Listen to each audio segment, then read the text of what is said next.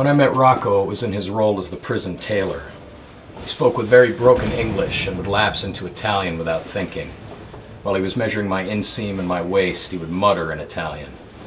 Every once in a while, I would throw some of my limited Italian at him, and he asked me where I had learned it. I told him that my mother was Sicilian and that her immigrant mother had been my nanny when I was a toddler because my mother had worked then.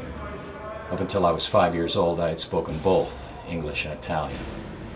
It was his job to measure and to hem and adjust the waists on my new khaki pants. He refused the 2 packs of cigarettes I gave him as a tip.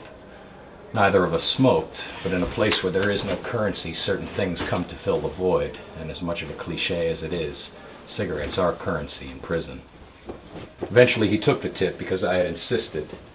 He probably knew by my insistence I had not been lying about being half Sicilian.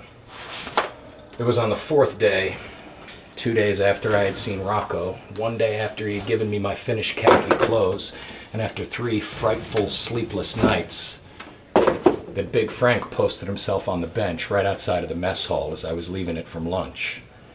He simply gestured toward the spot next to him on the bench. I sat down. His first words to me were that he had heard from Rocco that my mother was Sicilian. And what followed this was a 15-minute conversation about my family, my work, my home, all about me and nothing about him. I knew enough to know that it was not a conversation at all, but was a quiz. There were no direct questions. I made a point of not seeming too eager to answer what were not really questions. But I let enough comments drop and made enough references to assure him of what he was seeking to know, and that was if I really was what Rocco had reported. He concluded the conversation by literally dismissing me. "You can go now," he said, "and you can start to get some sleep at night. Now that you've been seen here talking with me, no one here will mess with you." He took that one step further one day in the visiting room. He had seen me there many times with different visitors and had done nothing.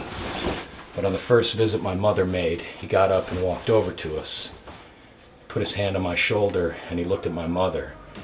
And he told her that he knew that she must be worried, but that she must not ever worry anymore because he was personally going to protect me. Then he walked away. Nothing else. No other thing at all.